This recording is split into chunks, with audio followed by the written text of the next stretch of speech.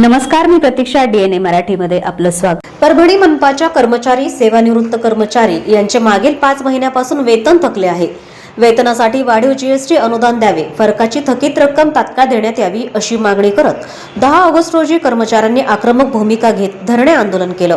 कार्यालय परिसरात प्रचंड घोषणाबाजी करत कर्मचाऱ्यांनी रोष व्यक्त केला. गेल्या 5-6 महिन्यांपासून मनपा कर्मचाऱ्यांचं वेतन थकले आहे. नियमित वेतनासाठी महाराष्ट्र राज्य नगरपालिका नगरपंचायत संवर्ग अधिकारी कर्मचारी संघटनेने सतत शासन दरबारी प्रश्न मांडला. मात्र परभणी मनपाला जीएसटी अनुदान कमी येत असल्यानं वेतन अदा करण्यास विलंब होत असल्याचं कारण समोर येत आहे. संघटनेने वाढीव अनुदानाचा प्रस्ताव शासनाकडे सादर केला होता.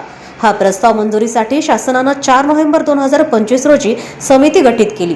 मात्र अद्यापही वाढीव जीएसटी अनुदानाचा प्रश्न सोडवला नाही.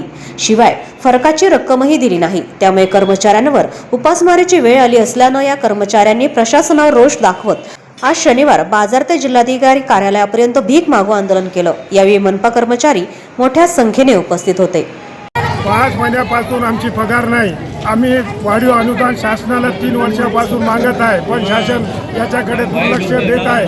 जोपर्यंत आमचा वाढीव अनुदान देत नाही शासन, तोपर्यंत आमचं असंच आंदोलन चालणार आहे. आम्ही आज भीक मागो मोर्चा काढला आणि हे भीकचे जे बी पैसे येतील आम्ही जिल्हाधिकारी यांना देणार आणि ते पैसे खात्याला पाठवा म्हणणार आहे. प्रतिनिधी बालाजी कांबळे, DNA मराठी, परभणी.